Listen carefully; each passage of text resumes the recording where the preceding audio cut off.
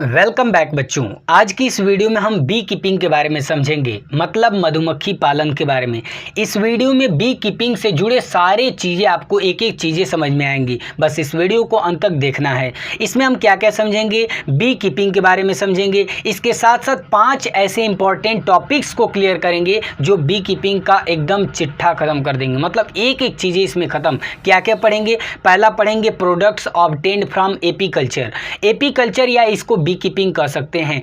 Apiculture से मतलब मधुमक्खी पालन से क्या क्या हम प्रोडक्ट प्राप्त करते हैं, उन सारे चीज़ों को समझेंगे।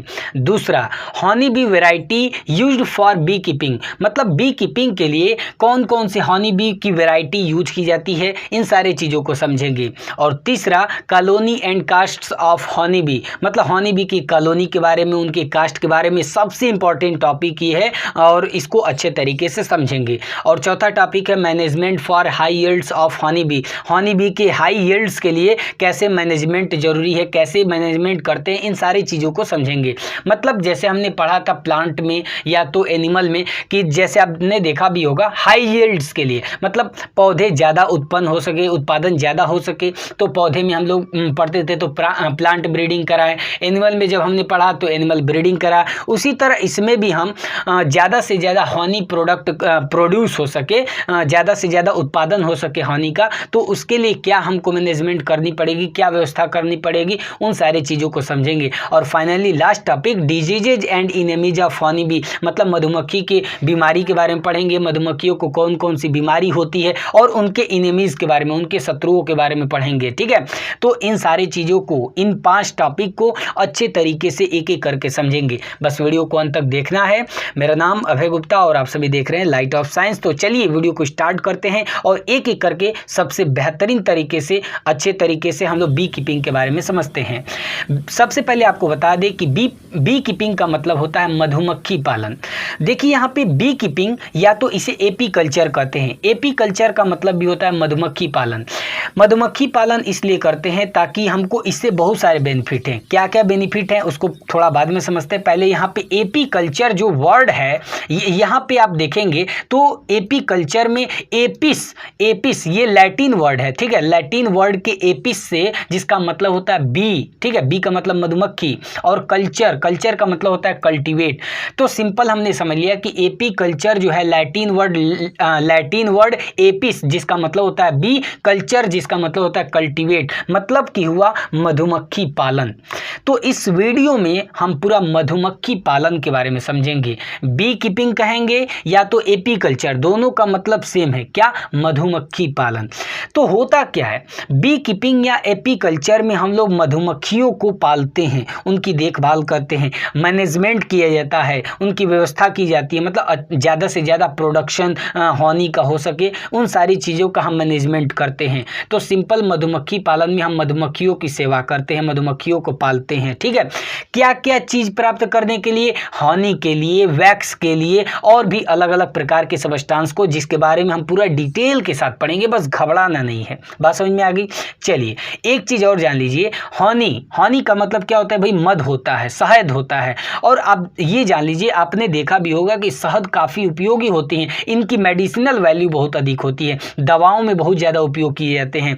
जैसे कि डाइजेशन संबंधी, मतलब पाचन संबंधी, मनुष्य में बहुत सारे रोग होते हैं, उन रोगों का इलाज करने के लिए हनी जो है कि यूज किया जाता है। साथ साथ डिसेंट्री के लिए पेचिस इसे बोलते हैं। ठीक है, वोमिटिंग, उल्टी या तो स्टमक, पेट संबंधी या तो लीवर संबंधी अगर कोई बीमारी है तो हनी का इस्तेमाल किया जाता है इलाज के लिए। बात समझ में आ गई? तो ये कुछ थे, अभी हम शॉर्ट में बस बताते चले हैं, पूरा डिटेल भी पढ़ना है। ठीक है, बात समझ में आ गई? देखिए जो शहद होता है हनी, ठीक है, तो ये ब्लड प्योरीफायर का काम करता है। जैसे हमारे ब्लड में, जैसे आप जानते हैं, बहुत सारी इम्प्योरिटीज़ हो जाती हैं। अब ब्लड अगर सही नहीं है तो बहुत सारी बीमारी होती हैं। तो ब्लड को प्योरीफाई करने के लिए कौन करता है? हनी। तो इसलिए हम लोगों को हनी, शहद जो है कि कभी कभी लेना चाहिए। तो डेली लेंगे तो और भी अच्छा रहेगा। अगर आपको मिलता है तो जरूर लीजिए। हनी जो है कि ब्लड प्योरीफायर का काम करता है, ब्लड को शुद्ध कर देता है। इसके साथ साथ बहुत सारी इसके फ़ायदे हैं, जैसे खांसी खांसी आती है तो खांसी का इलाज करने में आप देखे भी होंगे, खांसी का इलाज करने में, या गले में खराश होता है, आप लोग देखते हैं विक्स एक्शन 500 विक्स खाते हैं, विक्स एक्शन बोल रहे हैं, विक्स होता है तो देखते हैं ना कि आता है हनी फ्लेवर का। तो हनी का काम क्या है, हनी जो है कि जो शहद होता है वे खांसी में, या तो गले में खराश होता है, या तो जीभ पे अल्सर हो जाता है, देखते हैं ना जीभ पे फोड़े हो जाते हैं, कभी कभी छाला बोलते हैं, ठीक है, या तो पेट का अल्सर हो गया, पेट में भी घाव होता है, अल्सर का मतलब फोड़ा होता है या घाव होता है, ठीक है ना। तो अगर पेट में या तो आंत में, इंटेस्टाइन में अगर अल्सर होता है तो इन सारे चीज़ों का इलाज करने के लिए हनी का इस्तेमाल किया जाता है, बस आप समझ लीजिए। अब आप देख रहे हो कि इतने सारे फायदे हैं, चाहे वे पेट का रोग हो, इंटेस्टाइन का रोग हो, टंग का रोग हो, गले में खराश हो, खांसी हो, ब्लड प्योरीफाई करना हो, डिसेंट्री हो, डाइजेशन या तो वोमिटिंग, पेट संबंधी, लीवर संबंधी कोई भी प्रॉब्लम है तो हनी मतलब शहद काफ़ी उपयोगी होता है। इसके साथ साथ बहुत सारी इसके एडवांटेज हैं, जैसे कि हनी में बहुत ज़्यादा आयरन होता है, कैल्शियम होता है, और आप सभी जानते हैं कि कैल्शियम हमारे बॉडी को ग्रोथ करने में काफ़ी मदद करता है। तो अगर आप कैल्शियम डेली लेते हैं तो जो छोटे बच्चे होते हैं देखते हैं आपको, उनको कैल्शियम दिया जाता है। तो हनी में आयरन और कैल्शियम भरपूर मात्रा में होती है, और कैल्शियम से क्या होता है हमारे बॉडी बहुत तेज़ी से ग्रो करता है, और आयरन भी जो है कि आयरन तो आप जानते हैं ब्लड में हम लोग के हेमोग्लोबिन के अंदर आयरन ही तो होता है, तो आयरन भाई बहुत ज़रूरी है। तो आयरन और कैल्शियम हनी में बहुत जो है कि प्रचुर मात्रा में होती है बोल सकते हैं, ठीक है। इसके अलावा जो है कि हनी का इस्तेमाल किया जाता है शुगर के रूप में, जैसे कन्फेक्शनरी आइटम, जैसे कि पेस्ट्रीज में, केक में, जैसे आप देखते हैं कि हलवाई की दुकान पे चले जाए, मिष्ठान की दुकान पे, तो पेस्ट्रीज और केक्स बनाने में शुगर की जगह की हनी का इस्तेमाल होता है, ठीक है ना। इतने ज़्यादा एडवांटेज हैं इसकी, इतने ज़्यादा एडवांटेज हैं कि इसको लोग क्या करते हैं बिजनेस के तौर पे इसका यूज करते हैं। मतलब मधुमक्खी का पालन लोग इसलिए करते हैं ताकि वे पैसे कमा सकें। लोग मधुमक्खियों का पालन करते हैं और उनसे शहद प्राप्त करते हैं, और शहद को बहुत ज़्यादा मात्रा में बेचा जाता है, क्योंकि आप देख रहे हैं इतने सारे फायदे हैं। शहद जो है कि मेडिसिन बनाने में आता है काम, और साथ साथ घरेलू बहुत सारे ऐसे काम हैं जहाँ पे जो है कि शहद का उपयोग होता है बहुत सारा।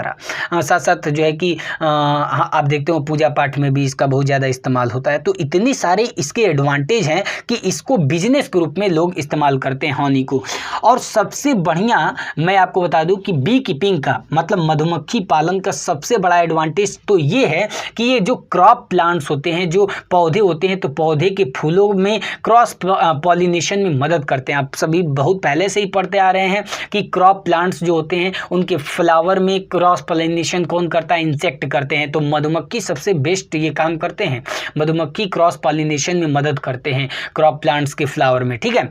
और आप सभी को पता है कि इसमें होता क्या है, क्रॉस पॉलिनेशन में जो पॉलेंस होते हैं एक फ्लावर से दूसरे फ्लावर में मधुमक्खियों के द्वारा जो है कि ट्रांसफर होते हैं, ठीक है। और इसमें होता क्या है, मधुमक्खी क्या करते हैं, नेक्टर का कलेक्शन करते हैं। आप सभी जानते हैं फूलों का रस चूसते हैं मधुमक्खियाँ, तो मधुमक्खी क्या करते हैं, फूलों को रस जो है कि चूसती हैं। नेक्टर का मतलब क्या है, देखिए नेक्टर का मतलब है कि फूलों का रस, फूल का रस बोलते हैं। नेक्टर क्या होता है, स्वीट विस्कस होता है, ठीक है ना, स्वीट विस्कस बोल सकते हैं फूल का रस, ठीक है। सबसे बड़ा सवाल ये होता है कि जो मधुमक्खी होती है, तो मधुमक्खी फूल का जो रस चूसती है नेक्टर, तो नेक्टर कैसे हनी में चेंज होता है, how is nectar changed into Honey, सबसे बढ़िया क्वेश्चन और सबसे इंपॉर्टेंट क्वेश्चन। देखिए चलिए इसको समझते हैं। देखिए नेक्टर जो होता है, आप समझ गए नेक्टर क्या होता है भाई, जो प्लांट्स होते हैं तो प्लांट्स के फ्लावर के द्वारा ये सीक्रेट होता है क्या, नेक्टर। नेक्टर क्या होता है, स्वीट विस्कस होता है, मतलब पौधे का जो फूल होता है ना, तो फूल से रस निकलता है, उसी को बोलते हैं, फूल का रस को ही नेक्टर बोलते हैं। और ये जो नेक्टर होते हैं ये इंसेक्ट को अट्रैक्ट करते हैं, जो कीड़े मकोड़े होते हैं उनको अट्रैक्ट करते हैं, ठीक है। और जब अट्रैक्ट करते हैं तो मधुमक्खी इंसेक्ट होते हैं, वे भी क्या करते हैं, मधुमक्खी भी अट्रैक्ट होते हैं, बहुत ज़्यादा अट्रैक्ट होते हैं, और वे पॉलिनेशन में मदद करते हैं। क्या करते हैं मधुमक्खियाँ, मधुमक्खी जो है कि एक फूल से दूसरे फूल पे बैठेगी, वहाँ का रस चूसेगी या और दूसरे रस पे दूसरे फूल में जाएगी। तो ऐसे क्या होता है, क्रॉस पॉलिनेशन होता है, मधुमक्खी को रस भी मिल जाता है और और जो वे रस चूसती है, जो वे नेक्टर को सक करती है मधुमक्खी फूल से, तो वे नेक्टर कहाँ पे चला जाता है? हॉनी सैक में। आप फिगर में ये देख सकते हैं, ये हॉनी सैक है, ये मधुमक्खी के अंदर ये हॉनी सैक है। हॉनी सैक का मतलब शहद की एक थैली होती है। बात समझ में आ गई?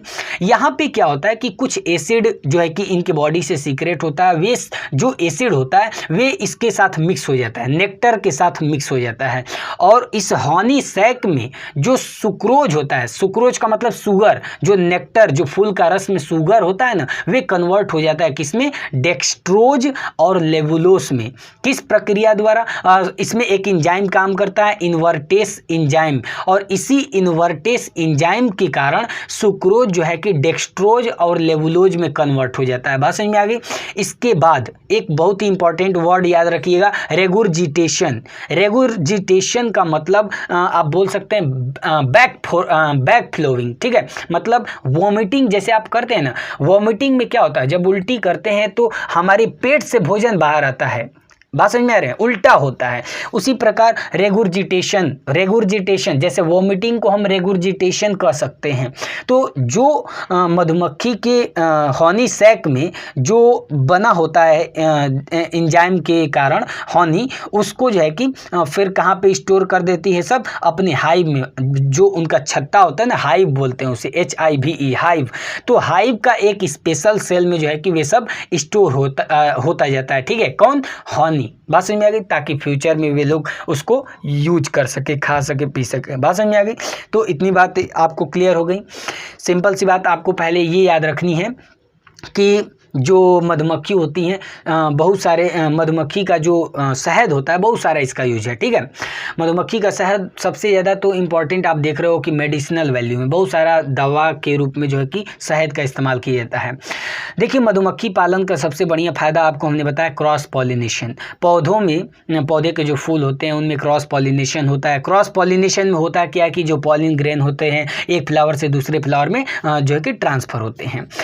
जो मधुमक्खियाँ होती हैं वे क्या करती है? फूलों का रस को चूसती हैं, और जब चूसती हैं तो वे कहाँ चला जाता है? हॉनी सैक, मतलब एक शहद की थैली होती है, वहाँ पे आपको फिगर में हम दिखा रहे हैं, ये आप देख सकते हैं, ये हॉनी सैक है। यहाँ पे जाता है और यहाँ पे जैसे ही जाता है तो कुछ एसिड मिलता है इसके साथ, नेक्टर के साथ, और नेक्टर के साथ जब मिलता है तो जो सुक्रोज होता है, ठीक है, जो सुक्रोज होता है नेक्टर का शुगर, वे कन्वर्ट हो जाता है डेक्सट्रोज और लेवुलोज में। किस एंजाइम के एक्शन के द्वारा? इन्वर्टेज एंजाइम के द्वारा। इसके बाद रेगुरजिटेशन का मतलब क्या है कि अब भाई उनके पेट में, अब देखिए जहाँ हॉनी सैक है तो वे तो उनके पेट में नहीं गया, पेट की तरफ ही है, तो हॉनी सैक से फिर क्या होता है कि जो हॉनी बना होता है वे बाहर आता, बाहर निकालते हैं सब, और जो छत्ता होता है ना, जो छत्ता होता है हाइव, उसमें स्पेशल सेल्स में जो है कि उसको स्टोर करते हैं ताकि बाद में चल के फ्यूचर में वे उसको यूज कर पाएँ। बात समझ में आ गई? इतनी बातें क्लियर हो गई। ये पूरा एक छोटा सा समझ लीजिए इंट्रो था। अब असली टॉपिक पे हमको आना है। पहला टॉपिक हम समझते हैं प्रोडक्ट्स ऑब्टेन्ड फ्रॉम एपीकल्चर, मतलब मधुमक्खी पालन से किन किन प्रोडक्ट को हम ऑब्टेन करते हैं, क्या क्या प्रोडक्ट हम प्राप्त करते हैं मधुमक्खी पालन से। चलिए इसको अच्छे तरीके से, बहुत बेहतर तरीके से इसको समझते हैं। मधुमक्खी पालन से हम लोग बहुत सारे यूजफुल प्रोडक्ट्स को प्राप्त करते हैं, जैसे हॉनी मतलब शहद, वैक्स मतलब कि छत्ता, ठीक है, propolis, royal jelly and bee venom. Bee venom का मतलब होता है मधुमक्खी के जहर, ठीक है ना। और रॉयल जेली अभी आपको समझ में आएगा, आगे जब आपको बताएंगे तो उसमें रॉयल जेली के बारे में बताएंगे कि रॉयल जेली होता क्या है, ठीक है। चलिए, तो ये सारे प्रोडक्ट्स जो है कि ये बहुत सारे यूजफुल प्रोडक्ट जो हम मधुमक्खी पालन से प्राप्त करते हैं। क्या क्या? Horny, wax, propolis, royal jelly और बी वेनम। एक एक करके इनके बारे में अच्छे तरीके से समझ लेते हैं। सबसे पहले हम बात करते हैं हॉनी की।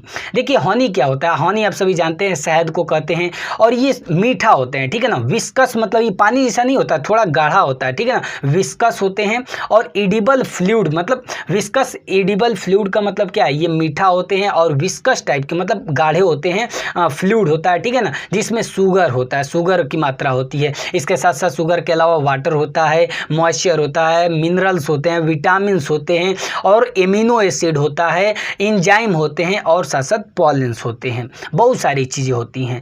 देखिए एमिनो एसिड जब आप क्लास 10th में पढ़ेंगे तो प्रोटीन जो है एमिनो एसिड से बनता है। तो ये काफ़ी चीज़ें चीज़ें इसमें पाई जाती हैं हनी में। हनी में आपको अब समझ में आ रहा होगा, आप जो शहद खाते हैं उसमें बहुत सारी चीज़ें होती हैं।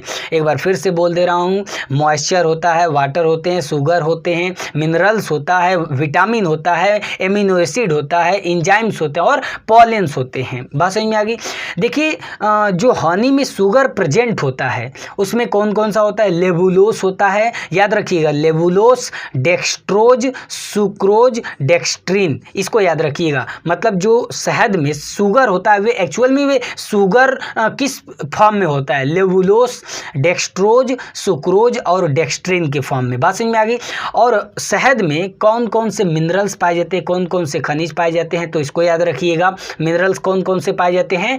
Calcium, iron, phosphate, manganese. बात समझ में आ गई। फिर से बोल दे रहा हूँ, कैल्शियम, आयरन, फॉस्फेट और मैग्नीज। अपनी कॉपी पेन लीजिए, फटाफट इन सारी चीज़ों को, एक एक चीज़ जो मैंने आपको बताया उस सारी चीज़ों को नोट कर लीजिए। बात समझ में आ गई।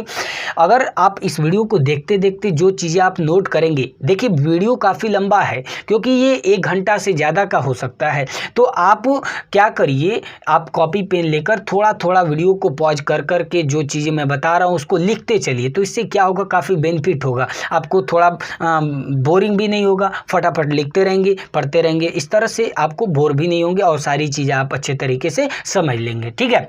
अच्छा, मिनरल्स के अलावा विटामिन भी होते हैं। तो हनी में कौन कौन से विटामिन प्रेजेंट होते हैं? Pantothenic acid, biotin, pyridoxine, choline, ascorbic acid, thiamine, riboflavin, niacin, बहुत सारे विटामिन होते हैं। फिर से बता दे रहा हूँ, 2-4 ऐसे याद कर लीजिए। मेरे बोलने से 2-4 याद हो जाएगा, लिखने से 2-4 याद हो जाएगा, कई बार आप रिपीट करेंगे सारा याद हो जाएगा। बात समझ में आ गई। तो या आपको क्या याद रखना है, हनी में कौन कौन से विटामिन प्रेजेंट होते हैं? Pantothenic acid, biotin, pyridoxine, choline, ascorbic acid, thiamine, riboflavin और नियासिन। बात समझ में आ गई। एक चीज़ आपको याद रखना है, आप देखते होंगे कि कभी कभी शहद का कलर कुछ हल्का होता है, किसी का गाढ़ा होता है, तो कलर, फ्लेवर और उसका जो सुगंध होता है, ऑर्डर, जो शहद का सुगंध है, कलर है, फ्लेवर है, ये डिपेंड करता है कि वे किन फूलों के नेक्टर से जो है कि बना है। बात समझ में आ गई। जैसे मधुमक्खी किस फूल का रस चूस के जो है कि हनी बनाई है, उस पे डिपेंड करता है कि हनी का कलर क्या होगा, उसका फ्लेवर क्या होगा, उसका ऑर्डर क्या होगा। बात समझ में आ गई। एक चीज़ आपको ये भी याद रखना है कि 1 किलोग्राम हनी लगभग में 3200 कैलोरी, 3200 कैलोरी जो है कि एनर्जी होती है इसके अंदर, और बहुत ज़्यादा ये एनर्जी रिच फूड होता है। मतलब इसको खाने से हमको बहुत ज़्यादा एनर्जी मिलती है। ठीक है।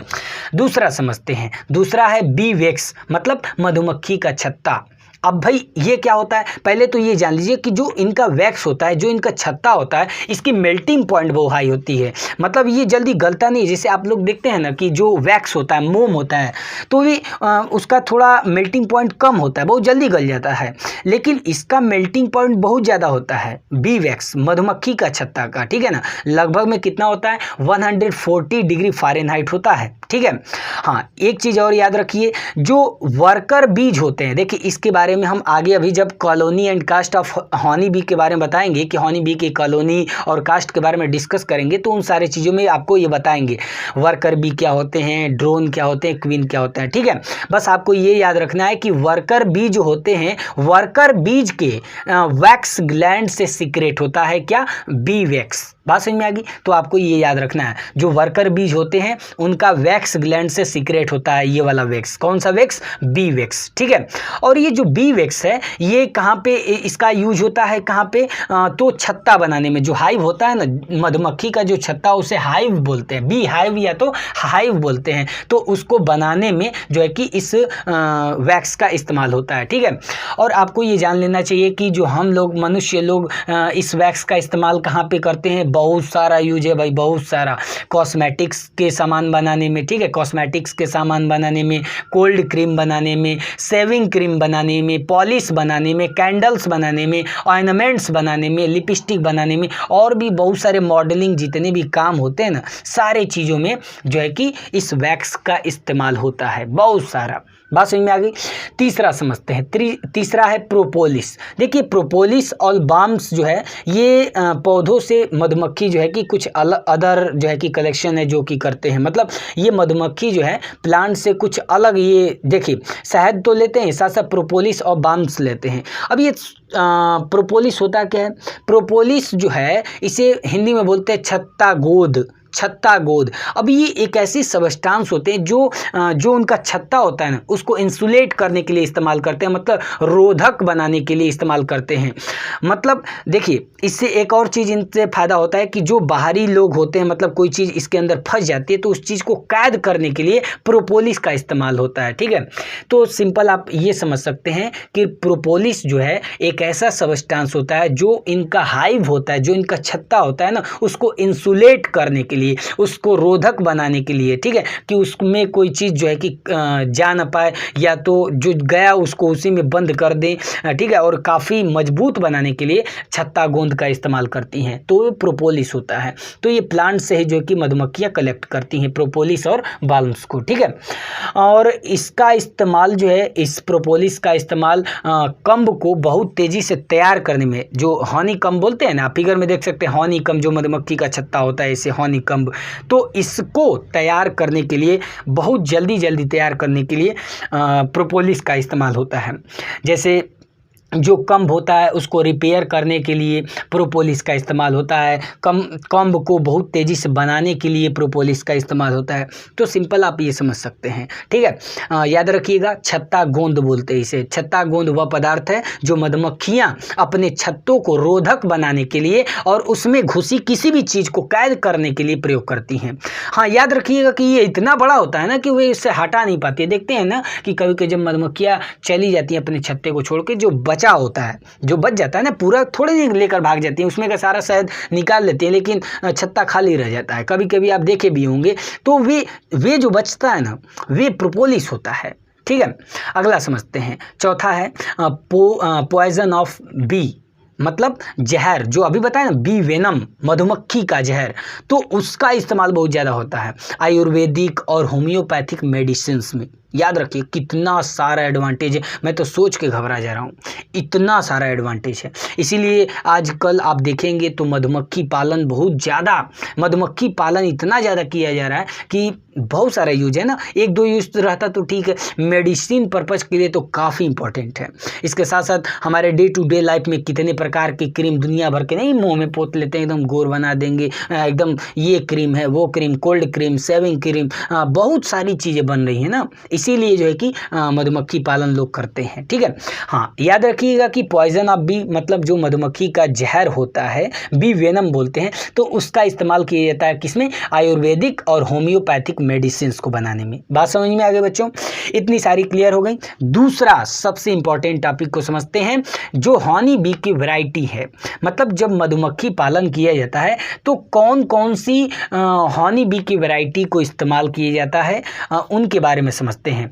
जैसे हमने प्रीवियस वीडियो में आपको बताया थे, जब हम प्लांट के बारे में पढ़ा है तो उसमें बताया प्लांट ब्रीडिंग की जाती है, और जो है कि जैसे हमने बताया एनिमल हस्बेंड्री वाले में बताया कि एनिमल हस्बेंड्री में हमने दिखाया आपको कि इंडिजिनस वैरायटी होती है एनिमल्स की, काऊ की, बफेलो की, और एग्जॉटिक वैरायटी होती है, मतलब एक देसी होता है और एक विदेशी होता है। तो इसमें भी जो हनी बी है ना, मधुमक्खी भी एक देसी होती हैं, देसी किस्म की होती हैं, और एक विदेशी किस्म की होती हैं, दोनों होती हैं। एक एक करके समझते हैं इनको। चलिए देखिए, भारत में हनी का कमर्शियल प्रोडक्शन के लिए इंडिजिनस और एग्जॉटिक दोनों वैरायटी का जो है कि यूज किया जाता है। और कौन कौन से इंडिजिनस वैरायटी हैं हनी बी के और कौन कौन से एग्जॉटिक वैरायटी हैं हनी बी के, चलिए इसको समझते हैं। सबसे पहले हम बात कर लेते हैं indigenous variety of honey B, मतलब हनी बी का मतलब मधुमक्खी का देसी, ठीक है, देसी या बोल सकते हैं स्वदेशी कौन कौन से किस्म है, कौन कौन से वैरायटी हैं। तो पहला याद रखिएगा एपिस सेराना इंडिका, जिसे इंडियन बी कहते हैं, ठीक है ना, एपिस सेराना इंडिका जिसे हम इंडियन बी कहते हैं, ठीक है। दूसरा है एपिस डोरसेटा जिसे कहा जाता है रॉक बी, याद रखिएगा। और तीसरा है एपिस फ्लोरी, इसे कहा जाता है लिटिल बी, याद रखिएगा ये तीनों जो है इंडिजिनस वेराइटी है, मतलब ये देसी किस्म है किसके, हनी बी के। ठीक है, अगला समझते हैं exotic variety of honey B, मतलब हनी बी की एग्जॉटिक वेराइटी विदेशी किस्म। पहला एपिस मेलिफेरा, एपिस मेलिफेरा जो यूरोपियन या तो इटालियन बी कहलाता है। ठीक है, और दूसरा है एपिस एडामसोनी जिसे साउथ अफ्रीकन बी बोला जाता है। ठीक है, तो ये जो है ये साउथ अफ्रीकन बी होते हैं। ठीक है, एपिस एडामसोनी और जो है कि एपिस मेलिफेरा यूरोपियन या तो उसे इटालियन बी कहा जाता है। याद रखिएगा कि भारत में प्रोडक्शन को ज़्यादा करने के लिए किसका, हनी का। ठीक है, तो ज़्यादा करने के लिए इटालियन बी का ज़्यादातर इस्तेमाल किया जाता है। आखिर क्यों इटालियन बी को ही प्रीफर किया जाता है इंडिया में ज़्यादा प्रोडक्शन के लिए हनी का? पहला रीज़न ये है कि ये जेंटल नेचर के होते हैं, क्रूएल नेचर के नहीं कि काट लेंगे तुरंत, नहीं, जेंटल नेचर के होते हैं, पहला पॉइंट।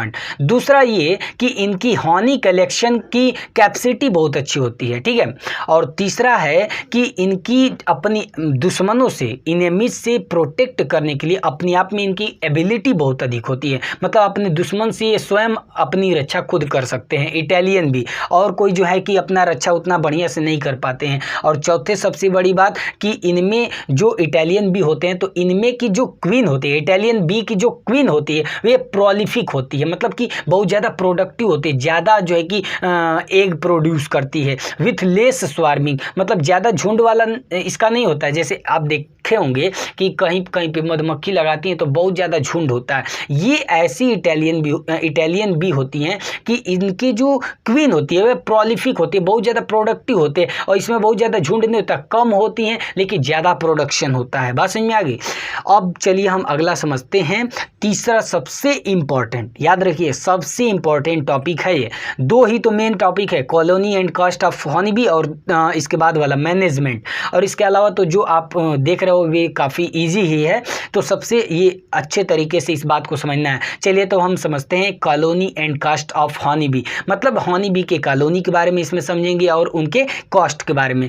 जैसे हम लोग डे टू डे लाइफ में हम लोग हिस्ट्री में पढ़ते हैं तो उसमें देखते हैं कि कहीं भी अगर आप देखो बहुत सारी कहानियों में आप देखोगे तो राजा होता है और वहाँ पे सेनापति जो होते हैं और इसके बाद जनता होती है। ठीक है, तो इस प्रकार जो हनी भी होती है ना, मधुमक्खी होती हैं, वे भी जैसे इसे बोला जाता है सोशल इंसेक्ट, हनी बी को सोशल इंसेक्ट बोलते हैं, क्योंकि जैसे हम लोग रहते हैं समाज में, जैसे हम लोग रहते हैं, जैसे हमारे समाज में आप या हिस्ट्री में पढ़ लीजिए तो जैसे एक राजा होता है और उसके जो है कि सेनापति होते हैं, उसका एक जनता होता है उसके, ठीक है, उसी प्रकार यहाँ पे भी हमको पढ़ना है। ठीक है, तो हनी बी को सोशल इंसेक्ट कहा जाता है, और जो हनी बी का नेस्ट होता है उसे बी हाइव बोलते हैं, मतलब मधुमक्खी का छत्ता बोला जाता है। बात समझ में आ गई? अब देखिए जो ये सबसे बेस्ट एग्जाम्पल है, मधुमक्खी जो होते हैं ये सबसे बेस्ट एग्जाम्पल है टीम वर्क के लिए। क्यों? क्योंकि ये जो है ये अकेले कोई काम यहाँ पे नहीं करता है, सबका काम बटा हुआ है और सब लोग अपना अपना काम करते हैं। जैसे देखें, अगर आप हिस्ट्री में पढ़े हैं तो हिस्ट्री में देखेंगे कि राजा का काम कुछ अलग है, जो सेनापति होते हैं उनका काम अलग है, और जो जनता होती है उनका काम अलग है। उसी प्रकार ये हनी जो होते हैं, ये जो हनी भी होती है, मधुमक्खियाँ होती हैं, ये सबसे बेस्ट एग्जाम्पल होती है टीम वर्क के लिए, और इनमें भी जो काम होता है भी बटा हुआ है। ठीक है, आगे इनको पूरा डिटेल के साथ पढ़ेंगे। एक चीज़ और जान लीजिए कि जो मधुमक्खियाँ होती हैं जो अपना छत्ता बनाती हैं उन्हें हाइव बोलते हैं, अभी हमने आपको बताया। और ये अधिकतर जो जंगल होते हैं तो जंगल में लंबे लंबे जो पेड़ होते हैं वहाँ पे अपने छत्ता बनाती हैं, या शहरों में बनाती हैं, या तो शहरों में या तो गांव में आप देखे होंगे बनाती हैं, जैसे घरों पे बना लेती हैं। ठीक है, तो ये सारे काम होते हैं। आपको सबसे बढ़िया चीज़ जो जान लेनी चाहिए कि जो वर्कर्स होते हैं जैसे इसमें आप पढ़ेंगे कि एक क्वीन होती है और एक ड्रोन होते हैं और वर्कर होते हैं। तो वर्कर का काम है कंपार्टमेंट को बनाना।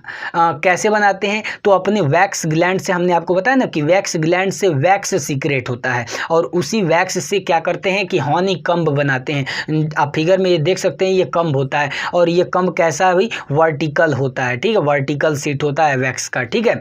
और इसमें आप देखेंगे ध्यान से तो हेक्सागोनल सेल्स होते हैं, ठीक है ना, डबल लेयर का। आप देख सकते हैं फिगर में, ये हेक्सागोनल सेल्स होते हैं, डबल लेयर का होता है, ठीक है। अब यहाँ पे जो ये मधुमक्खियाँ हेक्सागोनल शेप क्यों बनाती है, इससे फायदा क्या होता है? देखिए, हेक्सागोनल जो सेल का शेप होता है, इससे क्या होता है कि मैक्सिमम स्पेस मिल जाता है और कम से कम वैक्स और कम से कम लेबर, मतलब मेहनत भी कम लगती है और वैक्स भी कम लगता है और ज़्यादा स्पेस मिलता है। नहीं समझे? देखिए, कहने का मतलब ये है कि जो वर्कर होते हैं ना मधुमक्खियों में, जो मधुमक्खी में जो वर्कर होते हैं वही ये सब काम करते हैं। अभी आपको सब बताएंगे। क्वीन होता है, ड्रोन होता है, वर्कर। तो वर्कर का काम है कंपार्टमेंट को बनाना, ठीक है। कैसे बनाते हैं? वैक्स, उनके वैक्स ग्लैंड से वैक्स सीक्रेट होता है, उसी वैक्स से कम्ब बनाते हैं। और कम्ब क्या होता है? ये कम्ब जो है वर्टिकल सीट है, जैसा कि आप स्क्रीन पे देख सकते हैं। ये हेक्सागोनल सेल्स के डबल लेयर से बना होता है, ठीक है ना। जो हेक्सागोनल शेप है, इससे फायदा ये होता है कि मैक्सिमम स्पेस मिलता है, जैसा कि आप फिगर में देख पा रहे होंगे, ये मैक्सिमम स्पेस मिलता है। और जब हेक्सागोनल स्ट्रक्चर बनता है तो वैक्स भी कम लगता है और मेहनत भी कम लगती है। बात समझ में आ गई? और इसी कम्ब के अंदर जो है कि स्टोरेज का काम होता है, जैसे हनी स्टोर होता है, जो शहद बनाते हैं मधुमक्खी ना, तो वे स्टोर होता है, पॉलन स्टोर होते हैं। बात समझ में आ गई? इतनी बातें आपको क्लियर हो गई। देखिए, बी कम्ब के अंदर, ठीक है, मधुमक्खी के छत्ते के अंदर एक सेल होता है जिसे ब्रूड सेल कहते हैं। और ये ब्रूड सेल, जैसा कि आप स्क्रीन पे इसे देख सकते हैं ब्रूड सेल को, ठीक है। ब्रूड सेल एक ऐसा सेल होता है बी कम्ब के अंदर जिसमें लार्वा का पालन पोषण होता है। मतलब आप ऐसे समझ सकते हो, मधुमक्खी के जो बच्चे होते हैं ना, उसका पालन यहाँ पे होता है। अब फिगर में अगर ध्यान से देखें तो आप देख सकते हैं यहाँ पे लार्वा का पालन पोषण होता है। तो आप ऐसे भी लर्न कर लीजिए कि ब्रूड सेल में क्या होता है कि जो मधुमक्खी होते हैं उनके लार्वा यहाँ पे पालन पोषण होता है, ठीक है। यहाँ पे ऐसे आप कह सकते हो कि ब्रूड सेल कंटेन करते हैं यंग स्टेज को, ठीक है। और याद रखिएगा कि ये 3 प्रकार के होते हैं, ठीक है। ये 3 प्रकार के होते हैं। कौन कौन? वर्कर सेल्स, ड्रोन सेल्स और क्वीन सेल्स। मतलब ब्रूड सेल्स 3 प्रकार के होते हैं। कौन कौन? वर्कर सेल्स, ड्रोन सेल्स और क्वीन सेल्स। आपको ये याद रख लेना है कि जो क्वीन सेल होते हैं वे सिंगल होते हैं और सबसे बड़े होते हैं। मतलब पूरा ब्रूड सेल के अंदर सबसे बड़ा सेल क्वीन सेल होता है और ये सिंगल होता है और सबसे बड़ा होता है। एक बात और आपको जान लेना चाहिए कि जो एडल्ट होते हैं, मतलब जो मधुमक्खियों में जवान होते हैं, एडल्ट होते हैं, वे सेल्स के अंदर नहीं होते हैं। वे क्या करते हैं, जो कम्ब का सरफेस होता है, मतलब जो मधुमक्खी का छत्ता होता है ना, उस छत्ते के सरफेस के ऊपर जो है कि इधर उधर मूव करते रहते हैं। इतना क्लियर हो गया? देखिए, जो मधुमक्खी होते हैं हमेशा कॉलोनी में रहते हैं। कॉलोनी का मतलब हमेशा ग्रुप में रहते हैं, ठीक है। और सबका अलग अलग काम होता है और अलग अलग ग्रुप का अलग अलग काम होता है, ठीक है। सेम कॉलोनी में रहते हैं लेकिन अलग अलग ग्रुप का अलग अलग काम होता है। जैसे आप देखे हो, जैसे आप हिस्ट्री में भी पढ़ते हैं कि जैसे एक पूरा राज्य है और उस राज्य में एक राजा होता है जो मेन होता है और उसके कुछ सेनापति होते हैं, कुछ दरबारी होते हैं और जनता होती है।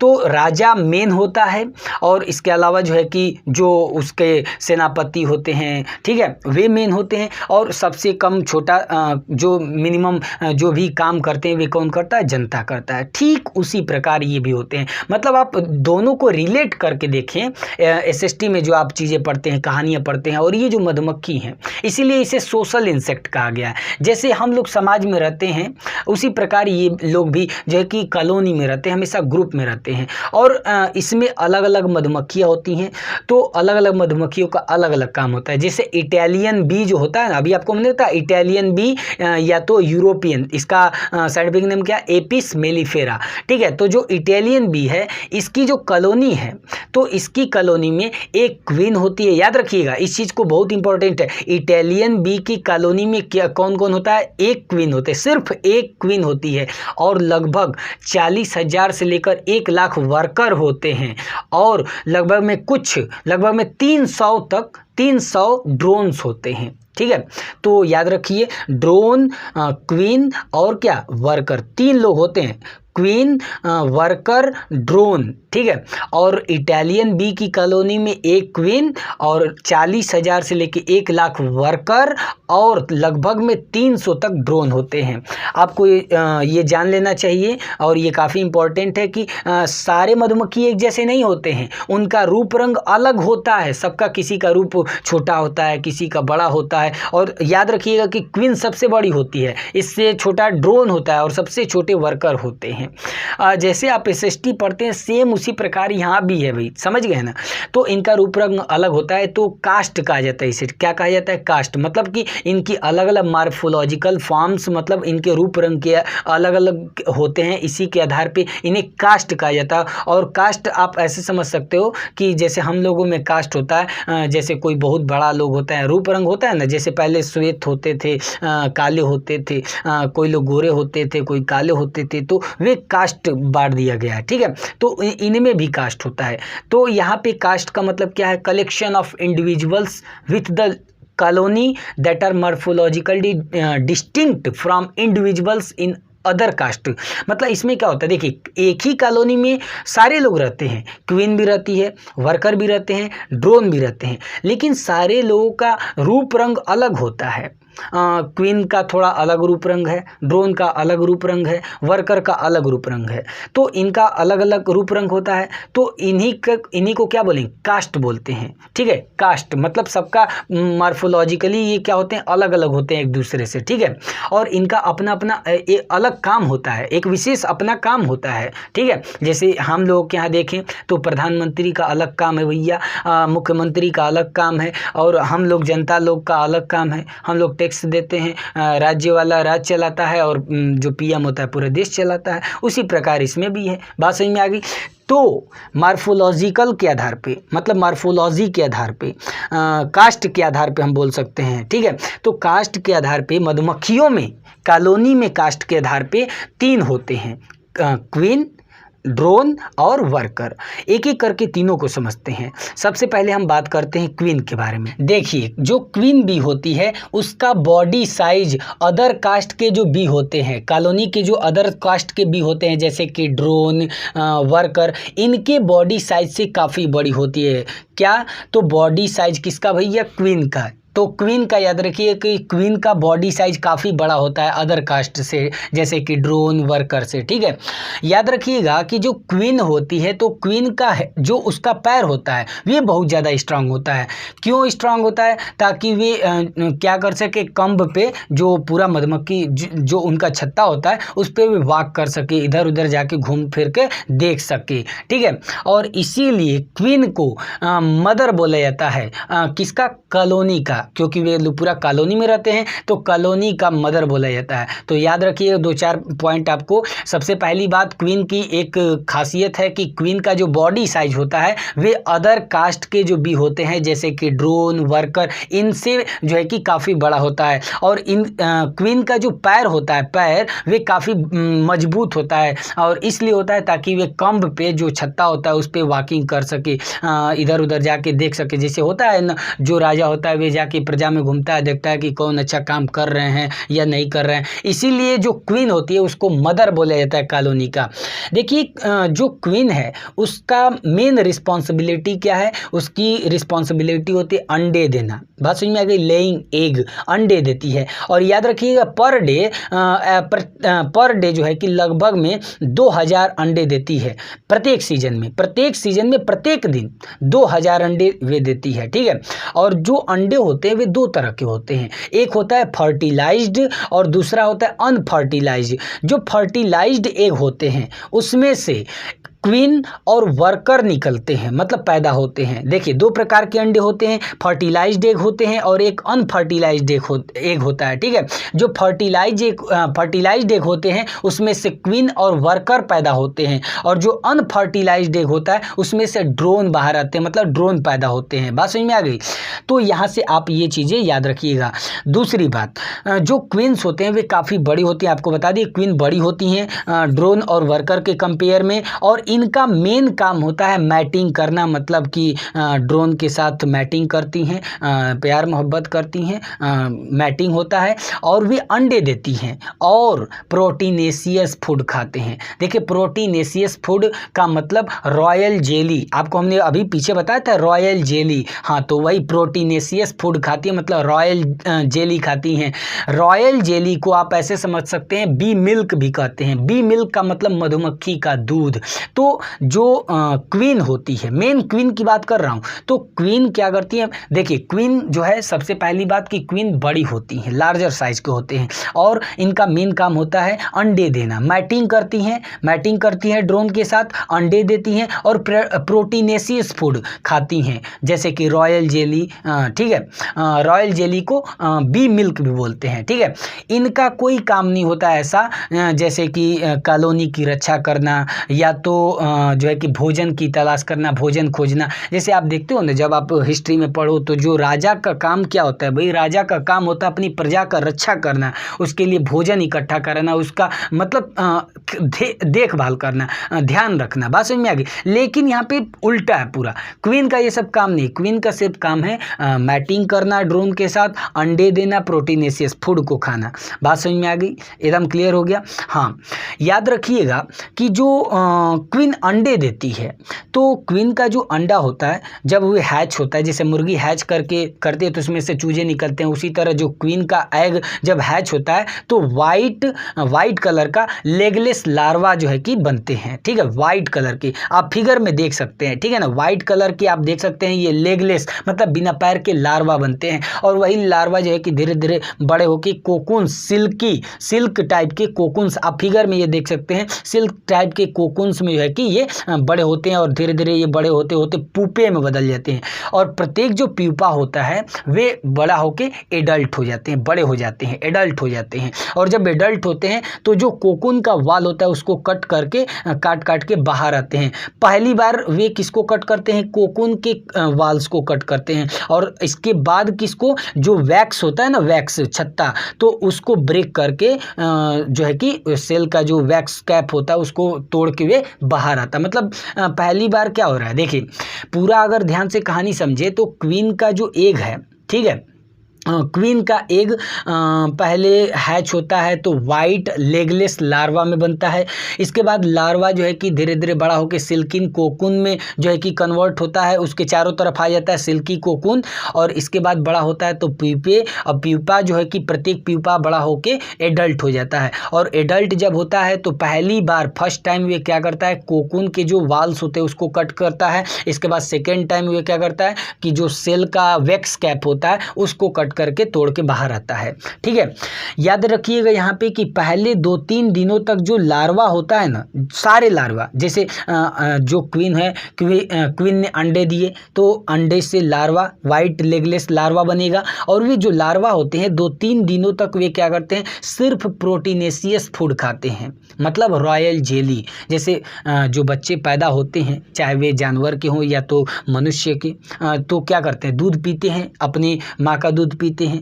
उसी तरह जो लार्वा होते हैं ना, वे रॉयल जेली खाते हैं, और हमने आपको बताया कि जो रॉयल जेली है उसी को बी मिल्क भी कहते हैं, मतलब मधुमक्खी का दूध। मतलब एक तरह से देख रहे हैं कि जब पैदा हो रहा है बच्चा इनका मधुमक्खी का, तो भी मधुमक्खी का जो दूध पीता है। ठीक है, और ये दूध मिलता है कहाँ से इसको? क्वीन तो देती नहीं है, कहाँ से मिलता है? तो जो यंग वर्कर होते हैं उनके ग्लैंड से। कौन सा ग्लैंड? हाइपोफैरिंगियल ग्लैंड। हाइपोफैरिंगियल ग्लैंड से जो है कि एक सीक्रेट होता है दूध, जिसे बी मिल्क बोलते हैं, और इसी बी मिल्क को ये लोग क्या करते हैं? लेते हैं। पूरा कहानी समझ में आ रहा है? पहले क्या हो रहा है कि क्वीन का जो एग है वे हैच होके वाइट लेगलेस लार्वा बना, इसके बाद लार्वा जो है कि वे कोकून्स, सिल्की कोकून से ढक जाता है, फिर धीरे धीरे बड़ा होता है, पुपे में बदलता है, पुपे से प्रत्येक प्यूपा एडल्ट होता है तो पहले कोकून के वाल्स को ब्रेक करता है, इसके बाद जो है कि सेल का जो वैक्स कैप होता है उसको तोड़ के बाहर आता है। तो पहले 2-3 दिन तक वे क्या करता है, प्रोटीनेशियस फूड खाता है, मतलब बी मिल्क बोल सकते हैं, मधुमक्खी का दूध या तो रॉयल जेली, ठीक है। और ये कहाँ से बी मिल्क मिलता है, तो जो यंग वर्कर होते हैं, यंग वर्कर के हाइपोफैरिंगियल ग्लैंड से ये सीक्रेट होता है, ठीक है। और इसके बाद जब 2-3 दिन हो जाता है तो 2-3 दिन के बाद वे क्वार्स फूड, मतलब जैसे देखते हैं ना कि छोटा बच्चा जब पैदा होता है तो दूध पीता है अपनी माँ का, फिर धीरे धीरे बड़ा होता है तो उसको छोटा छोटा रोटी का टुकड़ा देते हैं, धीरे धीरे बड़ा होता है, दाल पिलाते हैं, बहुत सारा ऐसे धीरे धीरे बिस्कुट खाते खाते धीरे बड़ा होता है, फिर अपना भोजन करने लगता है। उसी प्रकार जब 2-3 दिन हो जाता है, 3-4 दिन के बाद वे अलग टाइप का फूड खाता है, बी ब्रेड उसे बोलते हैं, बी ब्रेड। ये क्या होता है बी ब्रेड? बी ब्रेड जैसे हम लोग रोटी खाते हैं ना जब छोटे बच्चे होते तो उसी प्रकार जैसे छोटे बच्चे रोटी खाते हैं उसी तरह ये बी ब्रेड खाते हैं, जैसे ये मधुमक्खी का रोटी बोल सकते हैं। तो इनका रोटी कैसा होता है भैया, इनका रोटी होता है हनी, शहद और पॉलिन ग्रेन का मिक्सचर होता है, उसको खाते हैं। बात समझ में आ गई? तो क्वीन क्या करती है, लार्वा को फॉर्म करती है और रॉयल जेली जो है कि खिलाती है उनको, ठीक है। पूरे लार्वल टाइम में जो है कि वे रॉयल जेली खाती रहती है। अब भाई जैसे देखते हैं ना कि जब बच्चा पैदा होता है तो माँ को भी प्रोटीन और विटामिन की ज़रूरत होती है क्योंकि वे कमज़ोर हो जाएगी। उसी प्रकार वे भी क्या करती है, जो क्वीन होती है जब लार्वा फॉर्म करती है तो वे भी क्या करती है, पूरे लार्वल टाइम समझ रहे हैं, मतलब जो क्वीन का एग है वे जब तक कन्वर्ट नहीं होता है लार्वा में, ठीक है, वाइट लेगलेस लार्वा में, तब तक वे लार्वल पीरियड होगा और वे लार्वल पीरियड में वे सिर्फ रॉयल जेली खाती है। बात समझ में आ गई? अच्छा, यहाँ पे एक बात और जान लीजिए कि जो लार्वा होते हैं ना, यही बाद में चल के क्या करते हैं, स्पेशल चैम्बर बनाते हैं क्वीन के लिए। बात समझ में आ गई? इतनी बातें आपको क्लियर हो गई। तो ये बातें थी क्वीन के बारे में। अब हम समझते हैं ड्रोन के बारे में। ड्रोन का भाई क्या रोल है, इनका क्या इंपॉर्टेंस है, चलिए इसको समझते हैं। देखिए, जो ड्रोन होते हैं वे हैप्लॉयड होते हैं। अभी हमने आपको बताया कि हैप्लॉयड का मतलब क्या होते हैं, अनफर्टिलाइज्ड होते हैं, ठीक है। तो देखिए, ये हैप्लॉयड होते हैं ड्रोन और फर्टाइल मेल होते हैं। मैंने बोला फर्टाइल मेल, मतलब कि ये प्रोडक्शन कर सकते हैं, बेबी को प्रोड्यूस कर सकते हैं, ठीक है। और जो ड्रोन्स होते हैं वे वर्कर से साइज में बड़े होते हैं लेकिन क्वीन से छोटे होते हैं और क्वाइट, मतलब ये थोड़ा नॉइजी किस्म के होते हैं, मतलब देखते हैं शोर करते बन करते रहते हैं, ठीक है। और इसके अलावा ये मतलब भोजन को इकट्ठा नहीं करते हैं, मतलब अनेबल होते हैं, मतलब ये भोजन को इकट्ठे करने का काम ही नहीं करते हैं, लेकिन खाते हैं एकदम पेटू जैसा, शहद बहुत ज़्यादा खाते हैं, ठीक है। पेटू, वोरेसियसली, मतलब पेटू होते हैं, वोरेसियसली पेटू की तरह खाते हैं, ठीक है। लेकिन ड्रोन्स काटते नहीं हैं, पहली बात। और इनका मेन काम क्या है, क्वीन के साथ मैटिंग करना, मतलब प्यार मोहब्बत करना, समझ रहे हो ना? हाँ, तो मैटिंग करने का काम करते हैं सिर्फ। हाँ, इसके अलावा क्या करते हैं भाई, कॉलोनी में आराम से सोए रहते हैं और हानि खाते हैं। हमने बताया ना कि पेटू होते हैं, खूब बहुत ज़्यादा खाते हैं, ठीक है। इसीलिए इनका काम तो सिर्फ किस में है भाई, ब्रीडिंग करने में है। जब मैटिंग का काम होगा, सिर्फ ब्रीडिंग सीजन में इसका काम है, जब मैटिंग का समय आएगा तभी इसका काम है। तो इसके अलावा तो बैठा रहेगा और हानि खाएगा, बहुत ज़्यादा ही नुकसान करेगा, तो इसीलिए इसको क्या करते हैं, सब दूर भगाए रहते हैं। बात समझ में आ रही है? तो ये ड्रोन एक ऐसा है जो मतलब इसको कॉलोनी में रखा नहीं जाता उतना, ठीक है। जब ब्रीडिंग सीजन होता है तभी ये जो है कि वहाँ पे होता है हाइव में, नहीं तो ये इसको दूर ही रखा जाता है हानि को बचाने के लिए। बात समझ में आ गई? चलिए अब हम समझते हैं वर्कर के बारे में, जो काफ़ी इंपॉर्टेंट है। और जैसे जनता इंपॉर्टेंट है, जनता मेन है, उसी तरह यहाँ पे वर्कर भी मेन है, ठीक है। वैसे तो सब लोग इंपॉर्टेंट होते हैं लेकिन वर्कर का काम बहुत यहाँ पे आपको अच्छा देखने को मिलेगा। चलिए तो समझते हैं वर्कर के बारे में। वर्कर जो होते हैं डिप्लॉयड होते हैं, ठीक है। अभी हमने आपको बताया डिप्लॉयड का मतलब क्या, फर्टिलाइज्ड एग से ये जो है कि प्रोड्यूस होते हैं, इसलिए इन्हें डिप्लॉयड कहा जाता है। तो वर्कर जो होते हैं, वर्कर भी वे डिप्लॉयड होते हैं, स्टेराइल फीमेल होते हैं, ये फीमेल होते हैं, वर्कर फीमेल होते हैं और स्टेराइल होते हैं। स्टेराइल का मतलब ये रिप्रोड्यूस नहीं कर सकते हैं, ये प्रोडक्शन जो है कि नहीं कर सकते हैं, ठीक है। बात समझ में आ गई? देखिए, वर्कर का जो साइज होता है बहुत छोटा होता है, मतलब उनके अदर कास्ट में देखा जाए जैसे क्वीन, ड्रोन, तो इन दोनों से सबसे छोटे यही होते हैं। 3 लोग होते हैं तो सबसे छोटे यही होते हैं, ठीक है। वर्कर सबसे ज़्यादा अपनी कॉलोनी में एक्टिव होते हैं, बहुत ज़्यादा एक्टिव होते हैं और सारा रिस्पॉन्सिबिलिटी इन्हीं के कंधे पे होती है।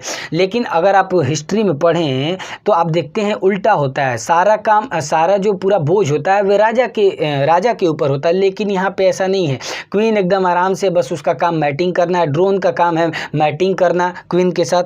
बस ये एक वर्कर हैं जिनका पूरा काम है, मतलब इनका जो भी रिस्पॉन्सिबिलिटी है, सारा रिस्पॉन्सिबिलिटी इन्हीं के कंधों पे होता है।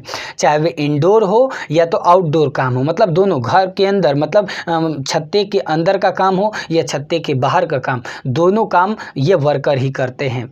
चलिए देखिए, इनके अंदर कुछ अलग अलग प्रकार के ऑर्गन्स हैं, उनको समझ लेते हैं पहले। जैसे अभी हमने आपको बताया भी है, हाइपोफैरिंगियल ग्लैंड्स। हाइपोफैरिंगियल ग्लैंड्स ये क्या करते हैं, बी मिल्क को सीक्रेट करते हैं, मतलब अभी बताए थे रॉयल जेली को सीक्रेट करते हैं, ठीक है। इसे मधुमक्खी का दूध भी कहते हैं, ठीक है। दूसरा है वैक्स ग्लैंड। वैक्स ग्लैंड क्या करता है, वैक्स ग्लैंड जो है कि कंब जो का सेल होता है ना, उसको बनाने में मदद करता है। तो वैक्स ग्लैंड क्या करते हैं कि वैक्स को रिलीज करते हैं और उस वैक्स से जो कंब होता है, जो छत्ता होता है, उसके सेल्स का निर्माण होता है। बात समझ में आ गई। देखिए अगला है उनके जो हिंड लेग होता है, हिंड लेग, ठीक है।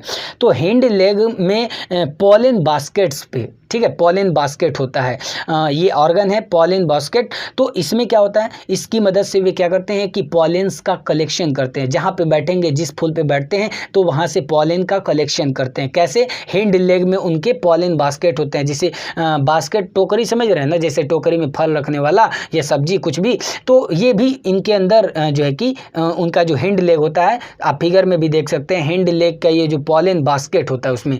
तो पॉलन बास्केट का काम क्या भैया, पॉलन को कलेक्ट करना, ठीक है। एक होता है सकिंग टाइप का, एक माउथ पार्ट होता है सकिंग टाइप का, मतलब इससे क्या करते हैं, वे चूसते हैं। तो जो फूल का रस होता है, नेक्टर, उसको ये कलेक्ट करते हैं। कहाँ से, ये सकिंग टाइप का जो माउथ होता है उससे, ठीक है। और इसके अलावा इनके अंदर एक इंजाइम भी रिलीज होता है, अभी हमने बताया भी था हॉनी सैक में, ठीक है। हॉनी सैक के अंदर जो है कि इन्वर्टेस इंजाइम होता है और इस इन्वर्टेस इंजाइम की वजह से जो सुक्रोज होता है वे हॉनी में कन्वर्ट होता है, ठीक है। और इसके अलावा भी इनके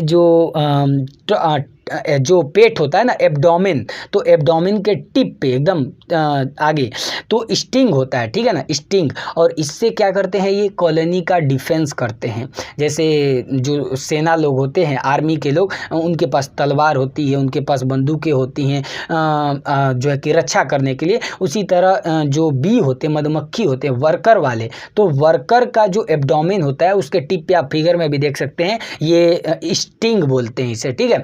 और स्टिंग की मदद से ये क्या करते हैं, कॉलोनी का डिफेंस करते हैं, मतलब कॉलोनी को बचाते हैं, ठीक है, रक्षा करते हैं। जैसे मान लो कोई दुश्मन आ गया या तो बिना पूछे कि कोई आ गया, ठीक है, तो बिना अधिकार के कोई प्रवेश कर गया, उसे इंट्रूडर बोलते हैं, ये भी याद रखिएगा।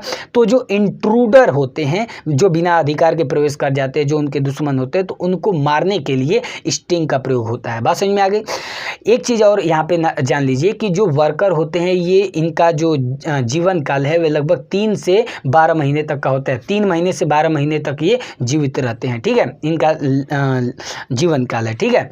वर्कर का काम देखिए समय के अनुसार बदलता रहता है, जैसे जैसे एज बदलती है उनकी वर्कर की, उसी प्रकार जो है कि काम भी उनका बदलता रहता है। जैसे आप देखिए, कई कंपनी में जाएंगे आप, तो शुरुआत में आपको घटिया काम मिलेगा, तो थोड़ा ख़राब काम मिलेगा। धीरे धीरे जब उसमें आप एक्सपर्ट होते जाते हैं तो काम आपका बदलता जाता है, आपकी तनख्वाह बढ़ती जाती है।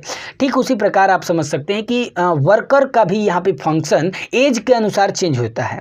जैसे पहले जो हाफ लाइफ है ना, उनका पहला जो हाफ लाइफ है, जैसे मान लीजिए कि 3 से 12 महीने तक जीना है, तो लगभग मान लीजिए 12 महीने जीना है, तो आधा उनका जो लाइफ है ना 6 महीने का, उसमें वे क्या करते हैं, वे स्कैवेंजर का काम करते हैं, नर्स बीज का काम करते हैं, फैनर बीज का काम करते हैं, गार्ड बीज का काम करते हैं। और जो सेकेंड हाफ लाइफ होता है उसमें वे बाहर का काम करते हैं, आउटसाइड का, जैसे स्काउट बीज का काम करते हैं, फोरेगर बीज का काम करते हैं। बात समझ में आ गई। अभी एक एक चीज़ें इसमें समझ में आएगी। देखिए पूरा जो उनका जीवन काल है ना, उसको 3 भागों में बांट दिया गया, 3 बड़े बड़े ग्रुप में। जो उनका एज पे डिपेंड काम है, ठीक है, वर्कर का, उसको 3 भागों में बांटा गया है। स्कैवेंजर बीज, नर्स बीज और फोरेजिंग बीज या तो फील्ड बीज भी कहते हैं, ठीक है।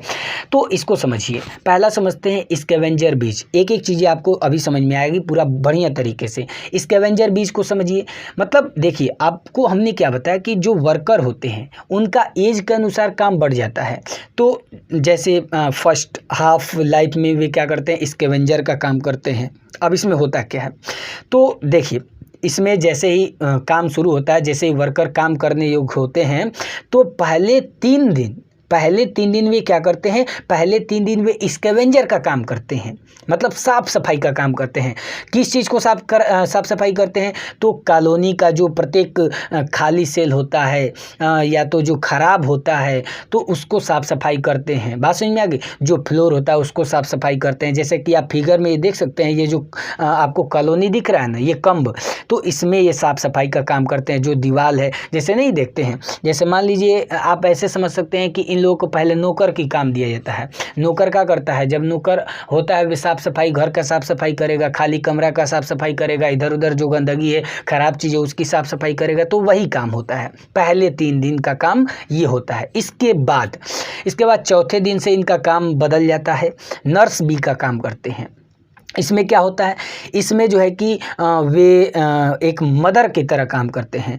इसमें क्या होता है कि वे हनी और पोलन का मिक्सचर बनाते हैं, ठीक है। और वे जो है कि क्या करते हैं कि खिलाते रहते हैं, ठीक है। जो ब्रूड्स होते हैं, आपको हमने बताया था, ब्रूड एक ऐसा सेल होता है जहाँ पे जो लार्वा होते हैं उनका पालन पोषण होता है। तो उनको जो है कि वे फॉस्टर मदर के जैसे काम करते हैं, फॉस्टर मदर की तरह, ठीक है।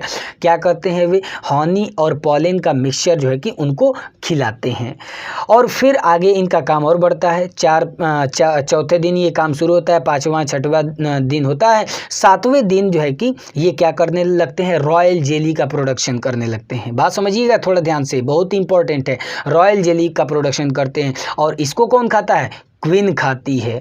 और साथ साथ जो फ्यूचर क्वीन भी होती है, मतलब आने वाले समय की फ्यूचर क्वीन भी होती है, वे खाती है। जिसे नहीं होता है राजा भैया खाएंगे, नहीं तो उनका लड़का खाएगा, मतलब राजा या तो बैठेंगे गद्दी पे, नहीं तो उनका बेटा बैठेगा। वही हाल है कि क्वीन और जो आने वाली क्वीन होती है वे लोग जो है कि रॉयल जेली को खाते हैं, ठीक है। और इसके अलावा जो नर्स भी होती है वे गार्ड का काम करती है, जो है कि सुरक्षा का काम करती है। जो बाहर से जो बिना अधिकार के प्रवेश कर जाते हैं, कीड़े मकोड़े जो भी लोग, तो उनको मार देते हैं, उनसे बचाते हैं। और साथ साथ मारते भी हैं। अपनी जो स्टिंग होता है ना, अभी हमने बताया आपको कि अब्डोमेन के टिप पे स्टिंग होता है जो डिफेंस का काम करता है कॉलोनी को बचाने के लिए। तो ये स्टिंग की मदद से जो है कि इंट्रूडर जो होते हैं, जो बाहर से आते हैं बिना अधिकार के, तो उनको मार देते हैं। और ये खुद भी मर जाते हैं, क्योंकि इनका स्टिंग खत्म हो जाता है तो ये खुद मर जाते हैं। मतलब समझ रहे हैं क्या हो रहा है। जैसे सेना जो देखते हैं ना कि फिल्म में भी देखेंगे, या तो सेनापति जो होते हैं वे बिना काम के उस बेचारा सब दूगों को मारेंगे और खुद भी मर जाएंगे। वही काम होता है यहाँ पे वर्कर का भी। अधिकतर यही होता आया है। जो गरीब लोग होते हैं उन्हीं का हमेशा नाश होता है, और जो क्वीन है वो आराम से बैठी रहती है, खाली मैटिंग ड्रोन के साथ करती रहती है, खूब रॉयल जेली खाती रहती है। समझ गए। चलिए, इतना समझ में आ गया। और तीसरा फोरेगिंग बीज होते हैं। फोरेगिंग बीज क्या करते हैं, ये इधर उधर जाते हैं। अब देखिए, अब थोड़ा और बढ़ गया, मतलब ये कुछ दिन काम करते हैं, जो है कि रॉयल जेली का प्रोडक्शन करते हैं। इसके बाद जो है कि इनका काम बदल जाता है। अब भैया थोड़ा ट्रेंड हो जाते हैं, अब इधर उधर जाने लायक हो जाते हैं, तो इनको भेजा जाता है कि जाओ तुम क्या करो, जूस जो फूल का रस है उसका नए नए सोर्स खोजते हैं, मतलब नेक्टर का अलग अलग सोर्स ढूंढते हैं, ठीक है। तो उसमें जो स्काउट बीज होते हैं वे जाते हैं इधर उधर, खोजते हैं, अलग अलग फूलों के रस लाते हैं, ठीक है। तो फोरेगर बी का काम क्या है, फोरेगर बी या तो फील्ड बीज कहते हैं या तो स्काउट बीज, आप समझ सकते हैं। तो मतलब इनका काम मेन ये होता है कि ये नेक्टर को कलेक्ट करते हैं, फूल को रस को कलेक्ट करते हैं, पॉलेंस को कलेक्ट करते हैं, प्रोपोलिस को कलेक्ट करते हैं, ठीक है। अभी हमने आपको बताया था वहाँ पे, ठीक है, पीछे सब, ठीक है। और जो नेक्टर होता है वे हनी में चेंज होता है, ठीक है, इनके अंदर, ठीक है। तो ये सारी काम थे इनके। वर्कर का बहुत बड़ा काम है, आपने देखा कि वर्कर का इतना लंबा काम है कि आप सोच भी नहीं सकते। फिर से एक बार थोड़ा मोड़ा रिवाइज कर देते हैं, एक छोटा सा तरीके से बताएं आपको। तो वर्कर सिंपल में आप अगर आपको लिखने के लिए है तो इतना बड़ा तो आप लिखेंगे नहीं, हाँ जानकारी जरूर चाहिए, ठीक है। सिंपल सी बात है कि वर्कर डिप्लॉयड होते हैं, स्टेराइल फीमेल होते हैं। स्टेराइल फीमेल का मतलब ये रिप्रोड्यूस नहीं कर सकते, केवल क्वीन ऐसी है जो रिप्रोड्यूस कर सकती है। वर्कर का साइज सबसे छोटा होता है अपने कास्ट में सबसे छोटे होते हैं, लेकिन काम बहुत ज़्यादा होता है। सारा काम इनकी कंधों पे होता है, चाहे वो इंडोर हो या तो आउटडोर, घर का काम हो या बाहर का, ठीक है, दोनों काम करते हैं। इनके बहुत सारे अलग अलग आर्गन्स हैं जिनका अलग अलग काम होता है। जैसे हाइपोफैरिंगियल ग्लैंड्स होते हैं, इनका काम होता है बी मिल्क को सीक्रेट करना। वैक्स ग्लैंड का काम होता है वैक्स को सीक्रेट करना, जो कम्ब के जो सेल होते हैं उसको तैयार करते हैं, उसको बनाते हैं, ठीक है। इसके अलावा हिंड, जो उनका हिंड लेग होता है वर्कर का, तो उसमें पॉलन बास्केट होते हैं। पॉलन बास्केट की मदद से जो है कि पॉलन कलेक्ट करते हैं वर्कर, ठीक है। सकिंग टाइप माउथ होता है जिससे वे नेक्टर को सक करते हैं। और इसके अलावा जो है कि इनके सैक, हनी सैक होता है, ठीक है। तो यहाँ पे हनी का फॉर्मेशन होता है, इसके अंदर इन्वर्टेस एंजाइम होती है, ठीक है। इसके अलावा स्टिंग होता है एब्डोमेन के टिप पे, अभी हमने वो बताया आपको, जो कॉलोनी का डिफेंस के लिए होता है। एक चीज़ और याद रखिएगा कि वर्कर जो होते हैं 3 से 12 महीने इनका जीवन काल होता है, लेकिन इसमें काम इनका बदलता रहता है, एज के अनुसार काम बदल जाता है। पहले आप ऐसे समझते हो फर्स्ट हाफ लाइफ में ये क्या करते हैं, ये स्कैवेंजर, नर्स बी, फाइनर बीज, गार्ड बीज का काम करते हैं, जबकि सेकेंड हाफ में ये बाहर के काम करते हैं, जैसे स्काउट बीज का या फोरेगर बीज का काम करते हैं। अभी आपको हमने बताया कि स्कैवेंजर बी क्या करते हैं, ये जो नौकर का काम करते हैं, जैसे साफ सफाई का काम करते हैं। जो अंदर कम्ब जो होता है ना, हनी कम्ब जैसे जो उनका छत्ता होता है उसका साफ सफाई का काम करते हैं, ठीक है, ये काम करते हैं। नर्स भी जब होते हैं, जब पहले 3 दिन तो ये करते हैं, फिर चौथे दिन से इनका काम बदल जाता है, नर्स का काम करते हैं। चौथे दिन क्या करते हैं भैया, इनका काम होता है कि ये फोस्टर मदर की तरह काम करते हैं। मतलब ये क्या करते हैं, हनी और पोलन का मिक्सचर बनाते हैं, और जो है कि आपको बताया तो ब्रूड जिसमें लार्वा का पालन पोषण होता है। तो आप ऐसे समझ सकते, छोटे बेबी होते हैं उनको ये जो है कि पिलाते हैं क्या, हनी और पोलन का मिक्सचर। इसके बाद जो है कि धीरे धीरे काम बदलता है। 7वें दिन इनका काम बदल जाता है। इसके बाद वे क्या करते हैं, 7वें दिन से ये रॉयल जेली का प्रोडक्शन करते हैं। रॉयल जेली कौन खाता है, क्वीन खाती है, या तो आने वाली क्वीन खाती है। और नर्स बी का काम होता है गार्ड का, मतलब सुरक्षा के पर्पज़ से भी काम करते हैं। जो बाहर से कीड़े मकोड़े या बाहर से कोई भी आता है तो उनको मारते हैं, उनको भगाते हैं और खुद भी मर जाते हैं। सोचिए, काफ़ी जैसे हमारी भारतीय सेना करती है, इंडियन आर्मी करती है, उसी प्रकार ये भी काम करते हैं। तो आप कमेंट कर जरूर बताइए कि आप अपनी भारतीय सेना पे कितना गर्व करते हैं, और क्या आप भारतीय सेना में जाना चाहते हैं, आप इंडियन आर्मी में जाना चाहते हैं तो सैल्यूट जरूर कीजिए। अगर आपको कहीं भी दिख जाए, आपका दोस्त है, कोई भी है, तो ज़रूर सैल्यूट कीजिए, क्योंकि वे अपनी जान पे खेल के अपने देश को बचाते हैं। तो मेहनत करिए, और आप भी एक दिन इंडियन आर्मी, आपका जो सपना है उसको जरूर पूरा कीजिए, ठीक है। अच्छा, एक और हमने बताया था फोरेजिंग बीज बताए थे, ठीक है। फोरेजिंग बीज क्या करते हैं, फोरेजिंग बीज का काम होता है नेक्टर को जो है कि कलेक्ट करना, पोलन को कलेक्ट करना, प्रोपोलिस को कलेक्ट करना, ठीक है। यही सारा इनका काम होता है। बात समझ में आ गई। अगला टॉपिक है management for high yields of honey. इसमें हम पढ़ेंगे कि कैसे शहद का ज़्यादा प्रोडक्शन कर सकते हैं, उसके लिए क्या क्या व्यवस्था करनी पड़ेगी, क्या क्या मैनेजमेंट करने पड़ेंगे, ठीक है। देखिए, हमने आपको बता चुके हैं पहले ही कि हनी के बहुत सारे एडवांटेज हैं, इसलिए कमर्शियल प्रोडक्शन के पर्पज से एपियरी को इस्टेब्लिश किया जाता है। एपियरी क्या होता है भाई, मधुमक्खी पालने का एक स्थान होता है। आपको बता दूं कि एपियरी जो होता है एक मधुमक्खी को पालने का स्थान होता है जो मनुष्य बनाता है, मतलब मैन मेड होता है, ठीक है ना।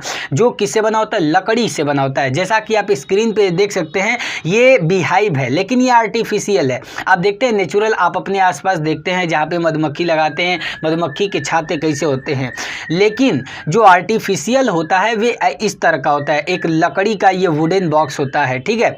और इसी से जो है कि हानि प्राप्त किया जाता है। और भी मधुमक्खी के जो अदर प्रोडक्ट्स होते हैं, जैसे प्रोपोलिस, बी वैक्स हमने बताए थे, ये सारी चीज़ें भी प्राप्त होते हैं। अच्छी क्वालिटी का शहद प्राप्त करने के लिए कुछ बातों का ध्यान रखना पड़ता है। जैसे हम प्लांट में जब पढ़ें तो प्लांट से ज़्यादा हम फसल ज़्यादा उत्पादन कर सके, या जब हमने एनिमल हस्बेंड्री पढ़ा तो उसमें ज़्यादा दूध प्राप्त कर सके, उसके लिए कुछ रूल्स थे, कुछ तरीके थे, ठीक है। उसी तरह शहद ज़्यादा प्राप्त कर सके, उसके लिए ज़्यादा से ज़्यादा उत्पादन हो सके, अच्छी क्वालिटी का जो है कि हनी हमको प्राप्त हो सके, उसके लिए 5-6 बातें हैं जिसको आपको समझनी है। उन सारी चीज़ों का मैनेजमेंट करना बहुत ज़रूरी है जब आपको हनी का अच्छा प्रोडक्शन चाहिए। तो वे 6 चीज़ें हैं टोटल। कौन कौन सी चीज़ें हैं, पहले टॉपिक बता देता हूँ। पहला है पास्टुरेज, पास्टुरेज बोल लीजिए, या क्रॉप या तो फ्लोरा आप बोल सकते हैं। दूसरा है बी हाइव, तीसरा है एपियरी लोकेशन, और चौथा है हनी फ्लो एंड सीजन्स, और पांचवा है स्वार्मिंग जिसका मतलब होता है रिप्रोडक्शन, ठीक है। और छठवां है selection of variety of honey bee and site selection for bee keeping. थोड़ा तेजी से हो गया लेकिन इसको आप अपने कॉपी पे नोट कर ले, एक एक करके पहले समझ लेते हैं तब एकदम आसानी से आपको क्लियर हो जाएगा। पहला समझते हैं पास्टुरेज। पास्टुरेज या तो क्रॉप या तो फ्लोरा कर सकते हैं। पास्टुरेज का मतलब चारागाह होता है, ठीक है। आपको हमने बताया था पहले कि जो हनी होता है उसका टेस्ट, उसकी क्वालिटी किस पे डिपेंड करती है कि मधुमक्खी किन फूलों का रस चूसती है, उसी पे तो डिपेंड करती है। मतलब कि पेड़ पौधों पे डिपेंड करती है, कौन से क्रॉप के फ्लावर पे कौन से क्रॉप के फ्लावर का वे नेक्टर लेती है, कौन से फ्लावर किस पेड़ पौधे के जाके फूल का रस चूसती है, उस पर डिपेंड करता है कि हनी का स्वाद कैसा होगा, हनी की क्वालिटी कैसी होगी। बात समझ में आ रही बच्चों?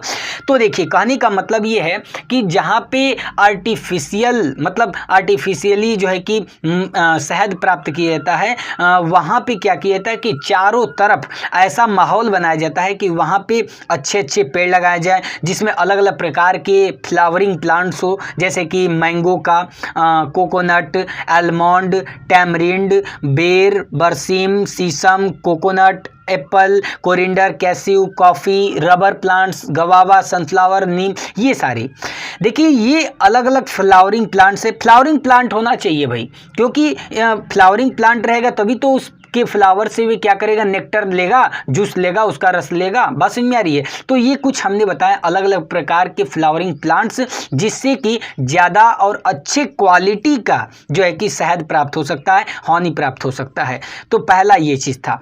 तो कहने का मतलब आप यहाँ से ये समझ सकते हैं कि अच्छी क्वालिटी का और बढ़िया टेस्ट मिले हनी का और ज़्यादा से ज़्यादा प्रोडक्शन हो, ठीक है। तो उसके लिए क्या करते हैं हम लोग, आर्टिफिशियली जो है कि बीहाइव बनाते हैं जो वुडन बॉक्स का होता है, ठीक है।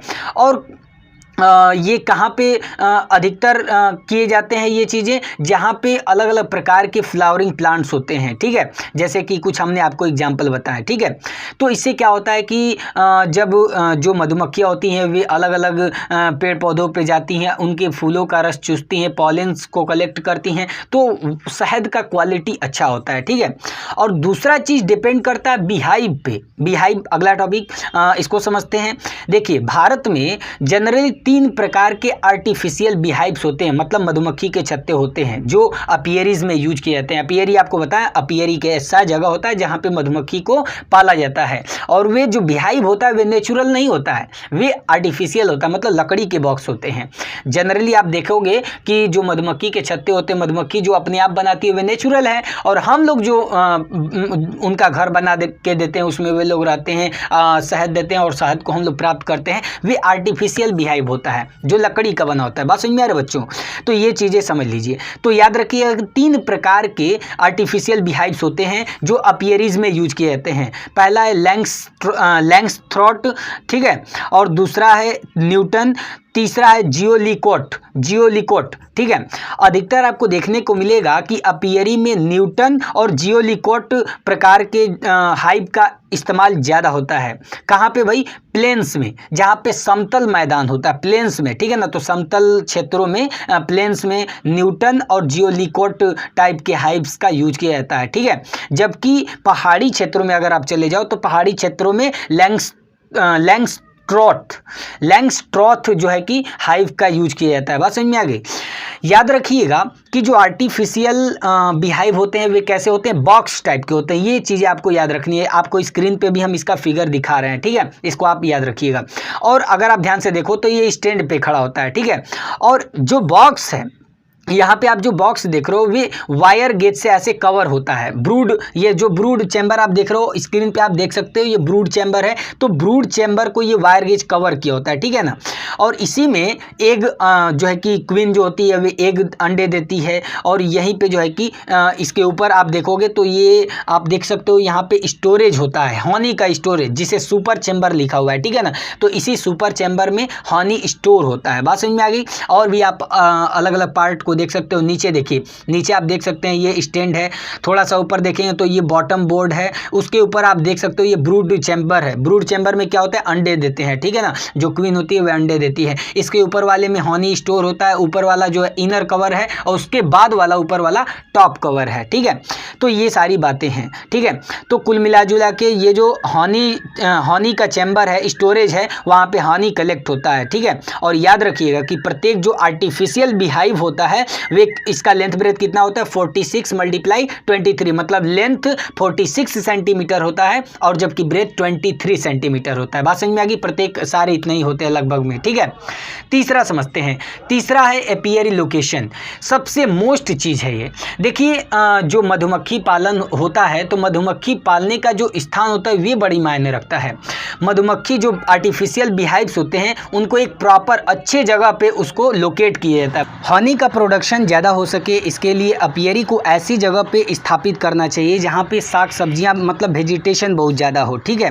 और ऐसी जगह पे अपियरी को स्थापित किया जाता है जहाँ पे 1-2 किलोमीटर के रेंज में बस क्रॉप प्लांट्स हो, मतलब कि चारों तरफ जो है कि वेजिटेशन, मतलब 1-2 किलोमीटर के मतलब में आप समझ सकते हो कि चारों तरफ साग सब्जियाँ क्रॉप प्लांट्स जो है कि ग्रो कराएं। और ऐसे क्रॉप प्लांट्स ग्रो हों जिसमें फ्लावरिंग हो, मतलब फूल भी आते हों। बात समझ में आ रही है। और एक खास बात, जो हाइव होता है मतलब जो आर्टिफिशियल बीहाइव होता है, मधुमक्खी के छत्ते होते हैं, उसे हमेशा ईस्ट की तरफ उसका फेस होना चाहिए ताकि उसको पर्याप्त मात्रा में सनलाइट सुबह और शाम में मिल सके। और जब मिड डे हो मतलब दोपहर का समय हो तो उसको थोड़ा छाया मिल सके, ठीक है। इसीलिए ऊपर में टॉप कवर में ऐसे ढका होता है, ठीक है। और साथ साथ आसपास जो है कि वाटर की भी व्यवस्था हो और जो है कि आसपास जो है कि मतलब खुला क्षेत्र होना चाहिए, ठीक है ना, पूरा। चौथा पॉइंट समझते हैं। चौथा पॉइंट है हनी फ्लो एंड सीजन। इसका मतलब ये है कि किसी सीजन में, जैसे अपियरी को, जो अपियरी है, जो मधुमक्खी पालने वाला जो अपियरी है, वे जहाँ पे आपने स्थापित किया है उस सीजन में, जहाँ पे मतलब मान लीजिए गर्मी के सीजन में आपने जिस जगह पे अपियरी को इस्टेब्लिश किया है तो उस जगह पे आपको ये देखना पड़ेगा कि वहाँ पे जो चारों तरफ आपने जो क्रॉप प्लांट्स हैं, जो वेजिटेशन हुआ है, क्या वहाँ पे जो क्रॉप प्लांट्स ग्रो कराए गए हैं वहाँ पे फ्लावरिंग ज़्यादा देर तक हो रही है या नहीं, मतलब फ्लावरिंग का ड्यूरेशन अधिक है या नहीं, उस पर डिपेंड करता है। याद रखिएगा कि जो हनी बी कलेक्ट करती है नेक्टर और पॉलन को कलेक्ट करती हैं तो उस पूरे टाइम को हनी फ्लो पीरियड कहते हैं। मतलब अगर आपसे कोई पूछे कि हनी फ्लो पीरियड क्या होता है तो हनी फ्लो पीरियड ऐसा टाइम होता है जिसमें हनी बी क्या करती है, नेक्टर और पॉलन को कलेक्ट करती है। तो the total time during which honey bees collect nectar and pollens is called honey flow period, ठीक है। तो ज़्यादा से ज़्यादा हनी की क्वांटिटी, ज़्यादा से ज़्यादा हमको हनी मिल सके तो इसलिए हमको क्या करना होगा, अपियरी को ऐसी जगह पे स्थापित करना चाहिए, ऐसी जगह स्थापित करना चाहिए जहाँ पे ऐसा लोकेशन हो जहाँ पे जो फ्लावरिंग बहुत ज़्यादा हो, क्रॉप प्लांट चारों तरफ हो और उनका लॉन्गर ड्यूरेशन हो, मतलब जो फूल हैं ज़्यादा समय तक जो है कि वे आएँ, ठीक है। तो ये सारी बातें हैं। अगला टॉपिक समझते हैं। अगला टॉपिक है स्वार्मिंग। स्वार्मिंग एक नेचुरल फिनोमेना होती है जिसमें मधुमक्खियाँ एक जगह से दूसरे प्लेस पे जाती हैं।